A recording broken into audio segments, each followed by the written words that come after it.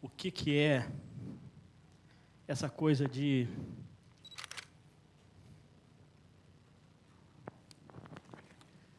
ciência dos dados. O nome que se tornou mais popular não é ciência dos dados, mas é Big Data. Significa, né, isso já é uma redução de Big Volume of Data, né? Quer dizer, grande volume de dados. Big Volume of Data with many databases. Então, o cara escolheu essa expressão curta, né, do Big Data, para representar toda essa coisa. Grande volume de dados, com dados heterogêneos, vindo de banco de dados, sabe lá da onde, o cara quer pegar tudo isso e tirar informação disso. Mas tem uma certa distinção, né, entre o que eu pelo menos faço essa distinção entre Big Data e o que eu chamo aqui de ciência dos dados. Vou mostrar para vocês aqui um pouco sobre isso aqui.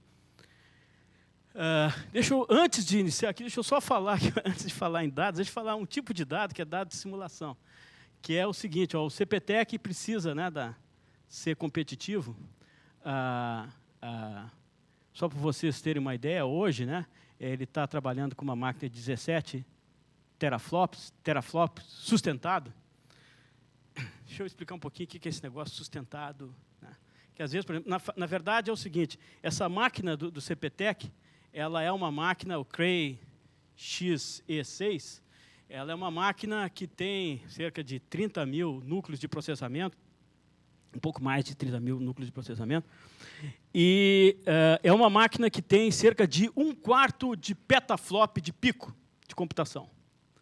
O que quer dizer esse pico de computação? Significa dizer o seguinte, que eu pego lá um sistema de equações algébricas com determinado número de equações e aí eu vou medir qual é o número de operações em ponto flutuante que essa máquina faz por segundo.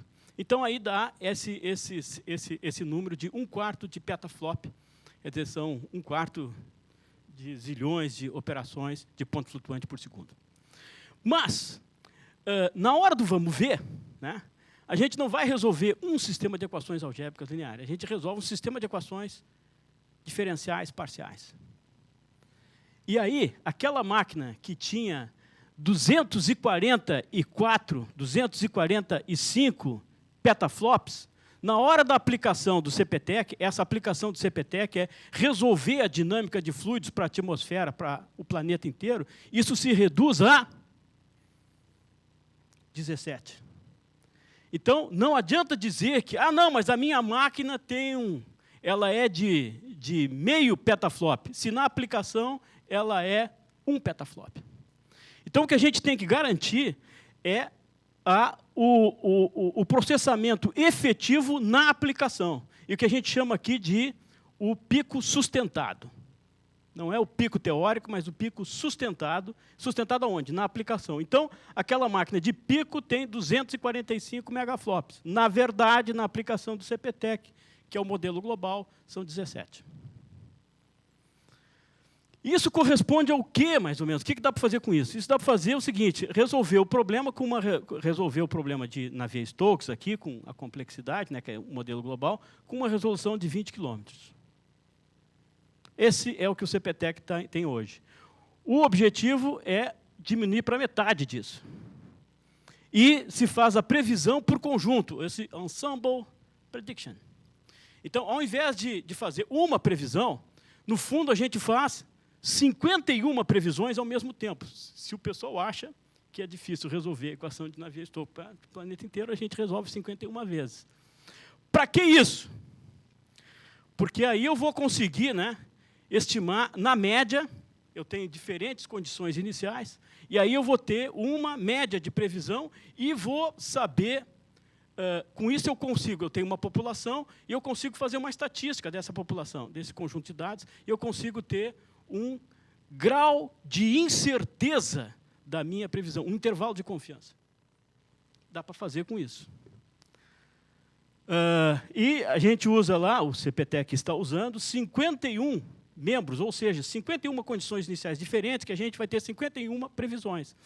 E quer aumentar isso para 101. Hoje o CPTEC, né, tem um modelo regional, isso aqui, o modelo global, alimenta as condições de contorno para o modelo regional para fazer a previsão sobre a América do Sul com 5 km de resolução. A ideia é passar para 2 km de resolução. E tem um modelo ambiental, o CPTEC, na verdade, essa foi uma contribuição original e pioneira do CPTEC nos centros de previsão do mundo. O CPTEC foi o primeiro centro a fazer previsão operacional, previsão ambiental operacional no mundo. Isso, até o Centro Europeu, que é considerado uma das referências aqui para previsão de tempo, o ICMWF. O ICMWF emitiu uma sugestão, um comentário, uma sugestão para todos os modelos de previsão, que, olha, os modelos de previsão não devem ficar só fazendo previsão de tempo e clima de mesma escala. Eles deveriam também fazer como o CPTEC faz previsão ambiental. Isso foi alguns anos atrás, né? Então, esse modelo aqui, que é um modelo um pouco mais pesado, que é chamado de Cath-Brahms, né? Que é um modelo de química acoplado e tal, com dispersão de poluentes, a ideia é passar de 20 para 7,5 km. Para isso, né, não dá para trabalhar com uma máquina que tem hoje, com 17 teraflops. A gente precisa ganhar uma ordem de grandeza disso. E também, isso aqui, ó, o CPTEC, também, essa máquina que está no CPTEC, ela não atende só a previsão do CPTEC. O Cimadem é um dos usuários do CPTEC, a Rede Clima, a Rede Clima, tanto do Estado de São Paulo como a Rede Clima Nacional, é um dos usuários do CPTEC. E o que acontece é que todo mundo usando isso aqui, ó, que é a capacidade de armazenamento, né, está completamente obsoleto. A ideia é passar dessa faixa aqui para 50, né, aumentar bastante aí a capacidade de armazenamento de dados do centro. A ideia é que a gente deveria ter começado, né, preparar todos esses benchmarks aqui, né, preparar esses benchmarks lá em 2013, fazer o Request for Information, né, quer dizer, quem são os possíveis candidatos a fornecer máquinas desse tipo, e eles têm que fazer algumas dicas, do tipo, qual é a energia dessa máquina, desse porte, qual é a demanda térmica e qual é o footprint, qual é a dimensão disso para saber se tem prédio. Senão a gente precisa construir, mas é penalizado. Então, a gente, para fazer um edital desses, precisa dessas respostas, e a ideia, então, seria lançar o edital no ano passado, e a máquina poderia entrar em operação esse ano. Nada disso aconteceu. Estamos com um atraso enorme nisso aqui. Enorme. O seguinte, que quando a gente, por exemplo, passou de uma máquina, da máquina antiga para a máquina nova, era uma máquina com arquitetura vetorial, para uma máquina massivamente paralela, multicore. E isso tem um impacto na migração desses códigos, não é neutro. Se eu rodo bem numa máquina vetorial, eu não vou rodar bem numa máquina massivamente paralela. Precisa de tempo para a gente adaptar. E o problema é que agora é ainda pior, porque agora a gente provavelmente vai ter que lidar com computação heterogênea. Não só a CPU, mas CPU junto com coprocessadores. Por exemplo, esse GPU, General Purpose Graphical Processing Unit, a GPU, que hoje em dia está se popularizando. E se alguém ofertar uma máquina dessa, diz, não, eu garanto que vocês têm esse negócio. Daí a gente compra aquela porcaria, só que não tem software. Precisa se preparar. Estamos atrasados. Feita essa introdução, vamos entrar aqui no nosso tema da palestra. Eu acho que é importante a gente, né, destacar essas coisas assim, que isso é um problema que já está pegando. Quem lida com esse negócio sabe dos problemas. Bom, mas vamos começar um pouco antes do século. Vamos tomar o século XX como referência. Não esse problema do CPTEC, o outro problema. O problema é do seguinte: quais são os desafios científicos do século XX? E se o século XX é referência, quais seriam os desafios científicos antes do século XX? Esse aqui é um ponto de vista pessoal. Bom, antes é o seguinte, eu queria conhecer as leis da natureza. Na mecânica, na termodinâmica, no eletromagnetismo, na evolução da vida, comportamento social, inclusive em aritmética superior. Números transfinitos, por exemplo. Durante o século XX, chegamos lá, desenvolvemos essas leis, estou cheio de equações, então, não sei o que, mas não sei resolver nada. Falta matemática. A solução para a turma aí foi essa coisa. Criou-se o computador e a gente tem soluções aproximadas para as equações. Um dos exemplos é justamente esse que eu acabei de falar, a moderna previsão numérica do tempo. Isso é uma conquista científica do século XX, que veio junto com o computador. Tá, e agora? Isso aqui é para a turma old fashion, né? Velha guarda. Ontem eu até falei, quem diz velha guarda já denuncia de onde é que veio, né? Qual é o período. Eu sou um homem do século XX. Fui treinado para quê? Eu pensei que toda a minha vida ia ser o seguinte, eu fui treinado para resolver equações diferenciais parciais por métodos numéricos. Digo, essa será a minha vida. Mas a vida, ela, né, desbofeteia, né, de uma forma sistemática e frequente. Aí eu fui ver que, bom, esse negócio de solução é importante, tá, não sei o quê, mas daí eu descobri outra coisa, problemas inversos, pô, em que resolver o problema direto é só um detalhe. E o que é pior, né, talvez no século XXI, tudo isso vai virar só detalhe. E o que a gente vai ter que lidar, o grande desafio é com a massa de dados. E aqui é que eu chego no desafio científico do século, né, do século XXI. Aqui, isso aqui está errado. Né? Então, na partir desse século aqui, essa ciência dos dados está ocupando uma regra central em ciência. Em genômica, astrofísica, meteorologia, mineração de dados. Aqui um exemplo, né, de radiação cósmica de fundo, assimilação de dados e por aí vai. Então, onde é que veio o conhecimento? Né? Tem uma batalha das escolas filosóficas do empirismo e o racionalismo. Os dois grandes representantes, David Hume, um expoente do empirismo, e o Immanuel Kant, esse alemão, expoente aí do racionalismo. Né? Um exemplo aqui é o Benjamin Franklin. Né? Ele disse, vem cá, onde é o raio, o que é? Não sei o que, eletricidade, a manifestação de Tupã, sei lá. Então, ele chegou lá, fez aquele experimento, né? Botou a Pandora, que não se usa mais, papagaio, como é que é? Pipa, né? Pipa. Ele pegou a pipa, acendeu a chave da luz, mostrando que isso aqui era uma corrente elétrica. Por outro lado, né, tem esse negócio aí da mecânica quântica, que a gente nem sabe direito o que é. Puramente um troço fortemente intelectual, fortemente racional. Nós estamos muito mais baseados naquilo que diz a nossa razão. Né? Depois, é claro, os experimentos aí são massacrantes.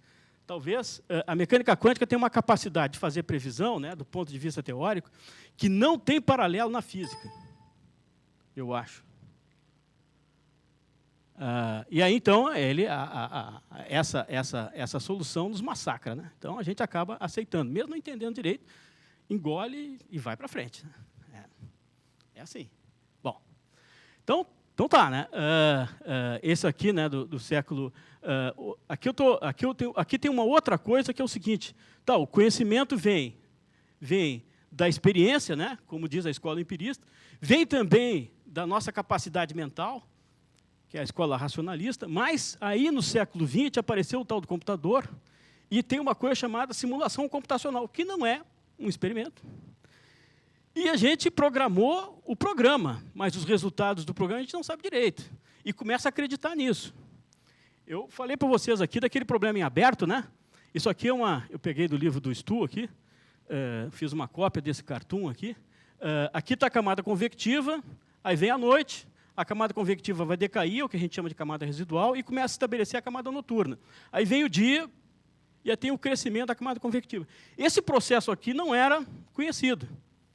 Aí o que eu fiz? Bom, aqui tem a tal da camada limite. Eu fiz o seguinte, bom, aqui está a equação, né, da evolução da energia cinética turbulenta. Daí eu fiz uma integração analítica desse troço. Tem alguns truques aqui, mas eu não... Bom, tem truques, como a gente sempre tem truques, né? Mas aí eu fiz essa solução analítica. Bom, essa solução analítica, eu disse, como é que a gente mostra isso aqui? Não, pega o dado experimental e vai pegar, e vai ver se essa solução analítica funciona. Não tem. Não tem dado experimental, ninguém fez esse experimento. Aí, o que eu fiz foi o seguinte, tem uma coisa lá que é chamada simulação dos grandes vórtices, Large Edge Simulation. Então, e é que é bem aceita para representar a camada limite convectiva. Aí o que eu fiz foi o seguinte, eu simulei o crescimento com esse código aqui, que é um código bem aceito na comunidade, e mostrei o seguinte, ó, a minha solução analítica está nessas curvas aqui ou esse pontilhado. A diferença do pontilhado para essa curva contínua aqui é que a gente usa diferentes parametrizações para a variância do vento. Esse M2 é uma variação, uma representação da variância do vento que a gente quem, né? Nós, aqui no Brasil, usando a teoria de Taylor, e aí, bom, tem uma certa diferença aqui, como vocês estão vendo, né? Quando a gente joga na solução analítica, tem uma certa diferença. E essas cruzes aqui, as cruzes aqui, são a energia cinética turbulenta calculada por Large Edge Simulation. Vocês veem que o negócio está mais ou menos. Aqui é perto do solo, né? Aqui é no meio da camada limite, e aqui é no topo da camada limite. Para nossa sorte, a gente ainda conseguiu. Esse aqui é do Christensen, esse pontilhado aqui, e aqui é com a nossa derivação, aqui é a nossa dedução com a modelagem da turbulência do vento com a teoria do Taylor. Ganhamos do Christensen. Bom. E aí, né, esse A.B. Nunes aqui, é o André Nunes, ele fez o doutorado em meteorologia no INPE lá, e eu fui um dos orientadores. O outro orientador é o Satyamurthy, publicou nessa revista aí de Bandra Layer Meteorology. Então, tá bom. O conhecimento, bom, olha só o conhecimento legal, né? Tem uma terceira fonte do nosso conhecimento, da experiência, da razão e da simulação computacional. E agora vem uma outra coisa, conhecimento a partir dos dados. Essa é talvez, né, o nosso século aqui, e a ideia é sempre fazer, tem os dados e eu faço redução desses dados. Redução por quê? Por algum defeito de hardware, por algum defeito fisiológico, né, da nossa fisiologia, não adianta a gente olhar para os dados e se ilumina. Não funciona. A mente humana não foi feita dessa forma. A gente precisa olhar os dados, extrair de lá uma certa lei simples para a gente poder compreender. Então, estava lá cheio de dados esse Tycho Brahe. E um que funcionava meio bedel, né, que estava lá para tentar pegar esses dados, quando o cara morreu, aí o Kepler conseguiu ter acesso total aos dados dele, e aí, como vocês se lembram, né, aqueles dados Tycho Brahe virou na avaliação e na análise do Kepler, né, por exemplo, essa lei, né, de que os planetas, primeiro foi uma coisa que chocou, né, o Kepler, porque o Kepler achava que os planetas tinham órbitas circulares, e a órbita circular não se encaixava com os dados do Tycho Brahe. Então, aqui só se encaixava se os planetas tivessem órbitas elípticas percorrendo distâncias iguais em tempos iguais, que é essa relação aqui. Isso todo mundo pode entender. Aquela confusão de dados do Tycho Brahe estava difícil. Então, esse reducionismo é o que a gente precisa. Só que o seguinte, quando tem poucos dados em termos, né, como era o Tycho Brahe, basta uma mente, né, genial, como essa do Kepler, e que extrai de lá uma lei bem interessante. Quando esse número de dados cresce sem limites, a gente precisa de ajuda, e essa ajuda é o computador. Bom, vamos lá. Então, tá bom, é isso aí, essa aqui é a questão da ciência dos dados, espero ter mostrado para vocês que essa aqui é uma coisa relevante. Isso é chamado de quarto paradigma. O primeiro paradigma, de onde é que vem o conhecimento? Da experiência. De onde é que vem o conhecimento? Da razão. De onde é que vem o conhecimento? Da simulação computacional. De onde é que vem o conhecimento? Extraído diretamente dos dados. É o quarto paradigma. Esse livro está disponível na internet. Eu, quando comecei a falar nisso, não existia esse livro. E ninguém dava bola porque eu falava. Agora tem um troço em inglês, todo mundo pode citar, entendeu? Bom, a razão, né, é que os dados, a quantidade de dados cresce exponencialmente. E a nossa capacidade de análise também. Eu peguei esse exemplo aqui de um pessoal da engenharia agrícola, da Unicamp, e que é o seguinte, né, o legal aqui, de novo, né, eu sou um cara do século XX, treinado para resolver equações diferenciais parciais. Depois passei para problemas inversos, que usava, um dos recursos era resolver equações diferenciais parciais, que, de certa forma, me afastei pelo não mútil. Aqui não, tem nada de equação, tem problema, tem nada, só tem dado. E o que eles querem aqui? Esse pessoal da engenharia agrícola estava estudando como otimizar a criação de porcos. E o que eles estavam fazendo? Eles estavam jogando lá diversas condições, colocando os porcos em diversas condições. Que condições? Muito barulho. muita umidade, pouca umidade, muito calor, pouco calor, frio. E viam as respostas dos porquinhos. A resposta aqui é o seguinte, né? Porquinho gordo é porquinho feliz. Porquinho feliz é porco gordo, e porco gordo é dono feliz. Né? Porque é isso que eles estão interessados. Então, eles fizeram todas essas coisas aqui e criaram regras de qual é em que tipo de intervalo aqui, nesses ambientes de muito barulho, pouco barulho, frio, calor, umidade, né? Em que tipo disso aqui é confortável ou não. Isso, desconforto do animal, a gente vê pelo peso. Começou a emagrecer, está descontente. Voltou a engordar, está contente. Quer dizer, emagreceu, está triste, estressado. Começou a engordar, ficou contente. E o problema aqui é deixar donos contentes, né? Que quanto mais peso, mais dinheiro. É isso. Equações, não tem. Dados, bastante. E eu quero extrair informações, né? Regras,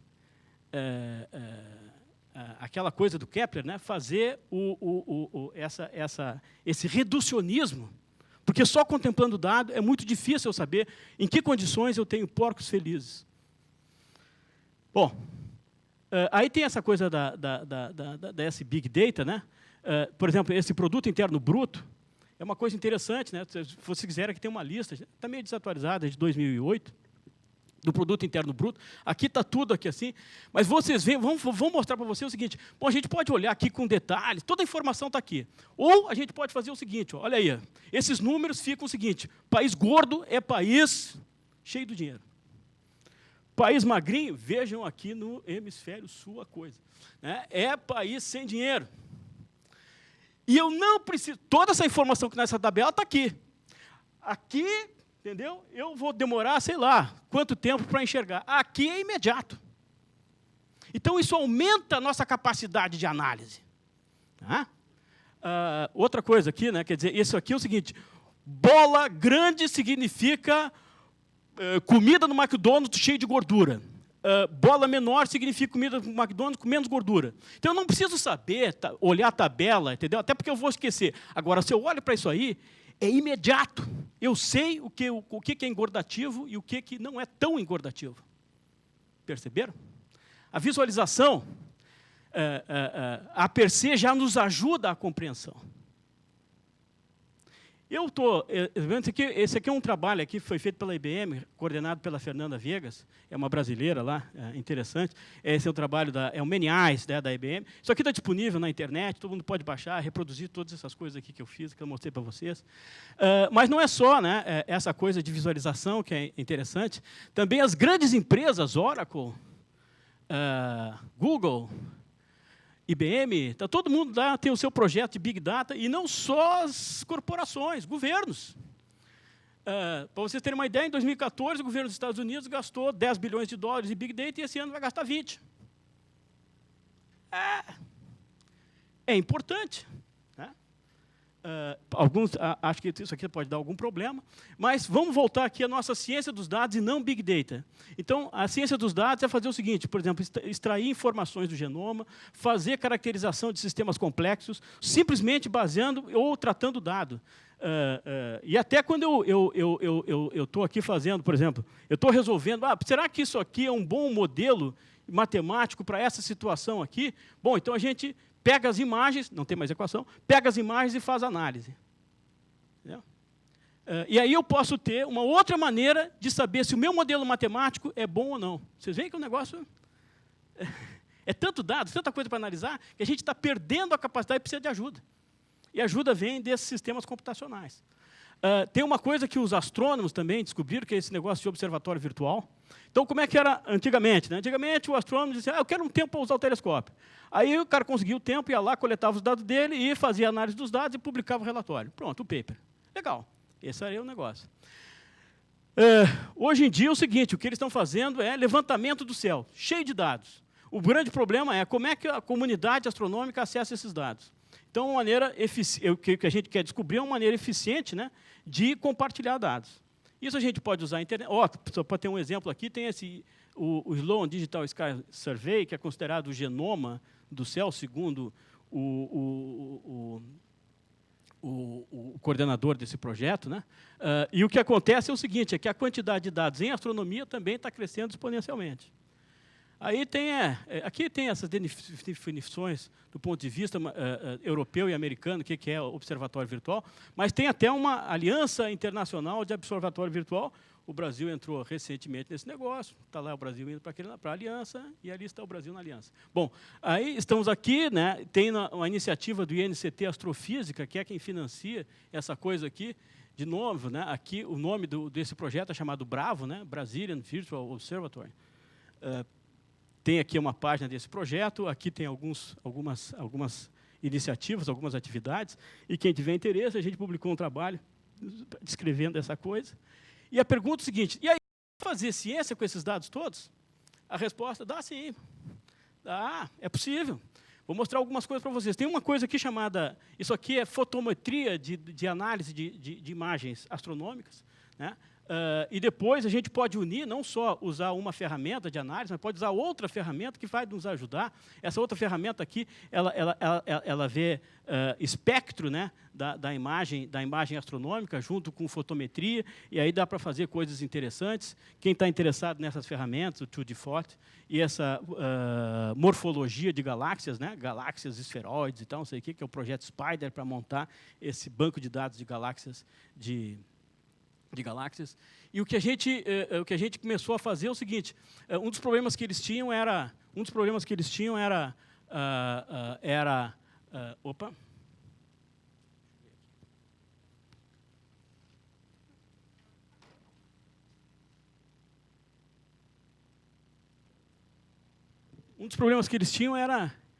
separação de estrela e galáxia.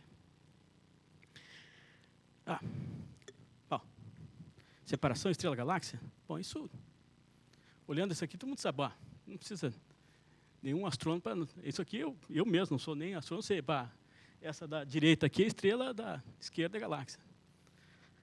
Nessa imagem aqui, talvez a gente já tenha que chamar um astrônomo com alguma experiência para nos ajudar quem é a estrela, quem é a galáxia. E nessa outra imagem aqui, pode esquecer que astrônomo não vai ajudar. E a maioria das imagens astronômicas são desse jeito aqui. Ou seja, ou a gente pede ajuda para um outro sistema computacional, ou a maioria das imagens não vão ser analisadas. Bom, aí é o que a gente entrou com esse negócio de árvores de decisão, né? Aí esse Eduardo Vasconcelos fez o mestrado lá, o pessoal da astronomia gostou desse troço de árvore de decisão, eu também gostei.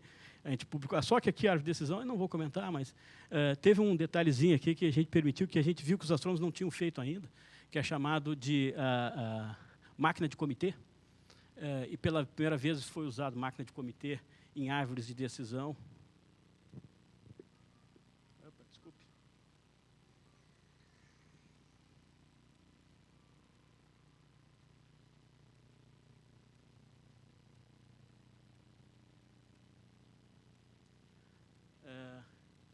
Em árvores de decisão, em astronomia, então, a gente conseguiu publicar.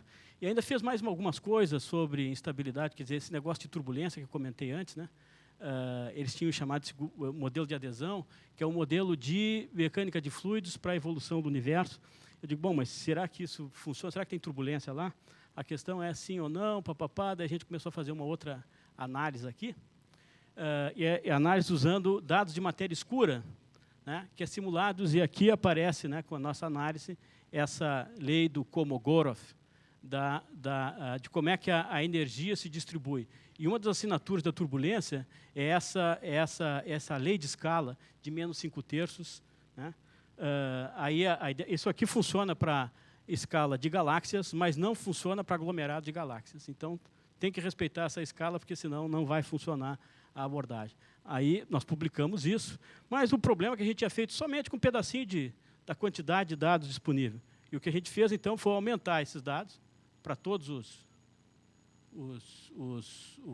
para todo o domínio, e gerou aqui, né, de novo, confirmando isso. Como o problema é difícil, a gente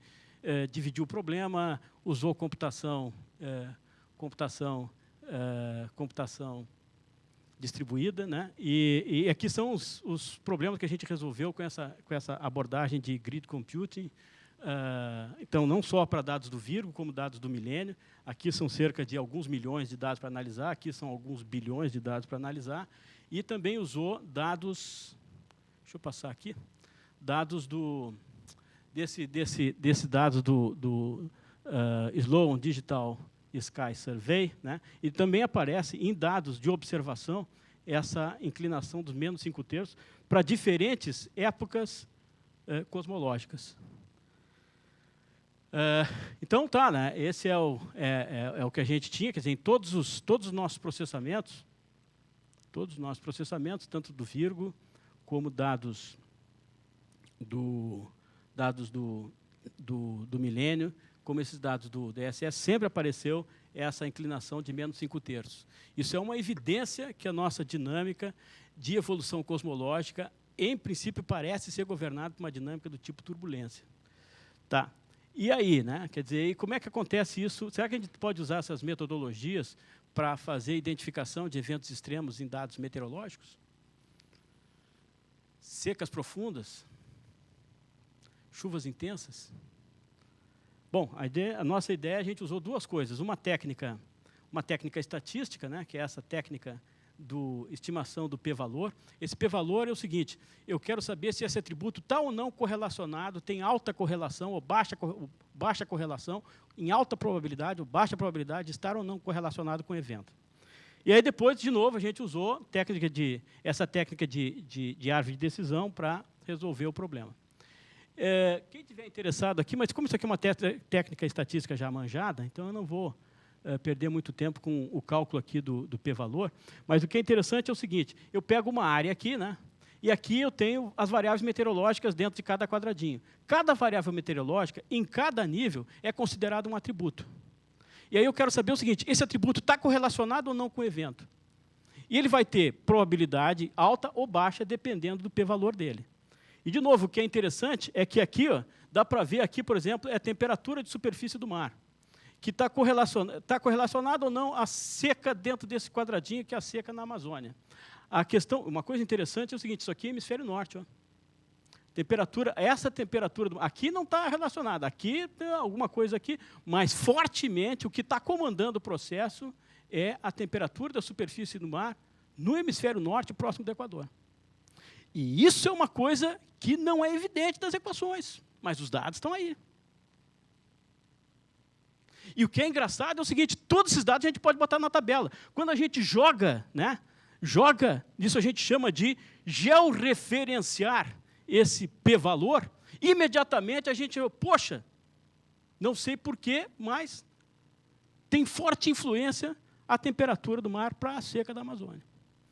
O Marengo já está olhando aquilo ali e disse: poxa, de onde é que... né?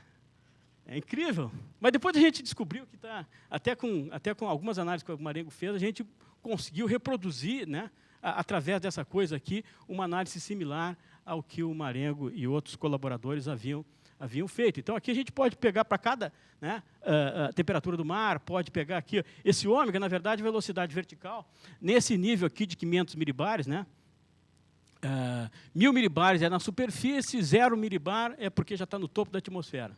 Né? E não é homogêneo, então 500 milibares não é metade. Enfim, né? Mas é aqui é o vento zonal, a cobertura de nuvens, enfim, né? Outra que a gente usou não foi só para seca, mas para chuva intensa em Santa Catarina.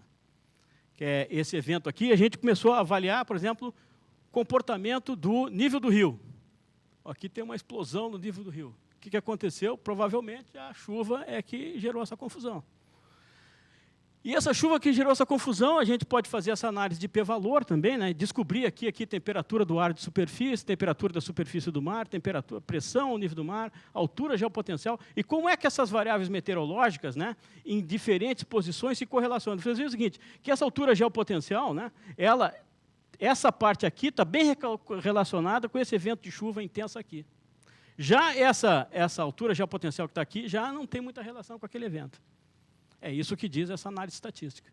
E aqui, essa aqui é uma coisa interessante, que a gente até montou, olha, como é que a gente chama isso aqui? A velocidade vertical é como se tivesse uma célula. Como se tivesse uma célula, né? Ela sobe aqui e desce aqui. Então, essas coisas estão correlacionadas com chuva aqui. É o que o meteorologista sabe. Isso aqui é uma zona de convecção. O ar é empurrado para cima, como tá seco, cai chuva intensa. É isso, né? Então, aí depois a gente pega essas coisas aqui e aplica, né, que é aqueles atributos que estão mais correlacionados, a gente usa isso para gerar a nossa árvore de decisão. E a nossa árvore de decisão, aqui, a árvore de decisão é o seguinte, né? Eu não vou explicar tudo muito bem, mas é só dizer o seguinte, é que cada atributo tem um valor informacional associado ao evento. E esse valor informacional é medido com a entropia de Shannon. Então, né, essa entropia de informação, quanto maior a entropia associada ao atributo, mais importante é aquele atributo. E aí a gente consegue fazer, né, aqui a gente pode ver, por exemplo, quando isso aqui era um cara querendo gerar uma árvore de decisão para jogar tênis. Ele está preocupado com vento, umidade, temperatura e o tempo, se é tempo ensolarado ou não. Aí ele cria algumas condições e aqui está a nossa árvore de decisão para aquela região de Santa Catarina, né? Árvore de decisão para aquela região de Santa Catarina, e aqui é o seguinte, ele pega dados, por exemplo, de previsão do CPTEC, alimenta essa árvore de decisão, e aí o meteorologista de plantão ele vai dizer o seguinte, olha, se prepara, porque vai cair chuva. E intensa, é isso que diz a árvore de decisão. Aí já tem todo um mecanismo. Inclusive, né, um mecanismo aqui para essa coisa tem uma coisa lá do CPTEC, que é chamada o Brahms Adapt, que é o que a gente quer usar aqui. O efeito da resolução, isso aqui é uma coisa interessante. Vocês já ouviram falar desse furacão, né? O primeiro furacão de registro aqui no Brasil, no Atlântico Sul, né? Que é o furacão Catarina. Uma coisa interessante aqui é o seguinte, o efeito da resolução do computador. Aqui é a resolução do modelo global com 200 quilômetros. Parece que o furacão só está ali, a maior parte mais intensa do furacão está sobre o mar. Com 100 quilômetros, entra um pouco mais no continente, mas, de novo, né, a maior intensidade do furacão continua sobre o mar. Já com 60 quilômetros, ele penetra mais ainda no continente, mas, de novo, a intensidade continua no mar. Somente com 20 quilômetros, olha aqui, ó, a gente percebe que o furacão vai entrar no continente e a zona mais intensa vai ser sobre o continente, aqui no sul de Santa Catarina e norte do Rio Grande do Sul. Isso aqui é a cidade de Torres, aqui é a cidade de Sombrio, em Santa Catarina, e Araranguá, que é onde sofreu a maior intensidade do furacão, não está sobre o mar, está sobre o continente. Isso só enxerga com a resolução. Não mudou a física, não mudou o modelo, só mudou a resolução. Então, a gente não vai ter condições de identificar algum tipo de evento extremo se a gente não melhorar o nosso sistema de computação. Esse é o recado, né? E eu vou parar por aqui, que aqui tem outras coisas. Eu paro com essa transparência aqui para lembrar vocês a importância da gente ter máquina boa para fazer previsão. Obrigado pela atenção.